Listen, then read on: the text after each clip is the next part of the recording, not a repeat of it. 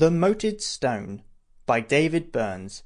Narrated by Ryan Mcgregor. Introduction. The legend of King Arthur and the Sword in the Stone is known throughout England.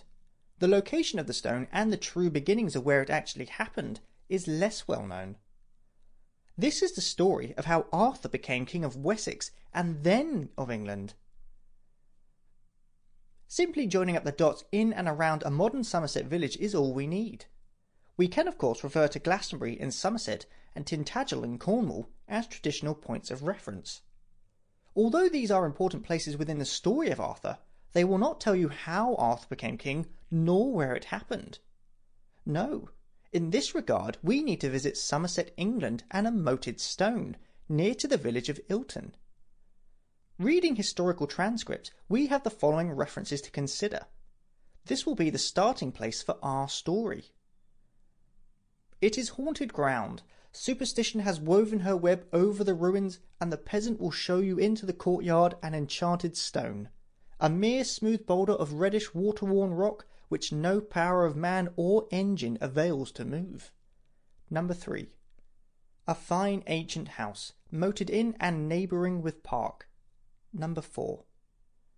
Near to a village in Somerset is a large stone protected by a moat. The stone has an empty hole at its centre where a sword was forged and removed. Why is this large stone surrounded with a moat? Who decided to pay for the moat? Why would anyone build a deep moat around a large worthless stone? As children we played on the stone and around the moat. When in the Scouts we camped around the stone.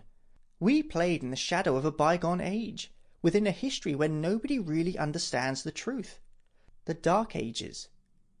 Today, the stone sits amongst overgrown gorse and brambles within its own watery still moat. The story of Arthur lives on in various stories, but just to the west of a modern Somerset village is the original stone of the Sword in the Stone legend, just sitting and waiting. Chapter 2. Our Village.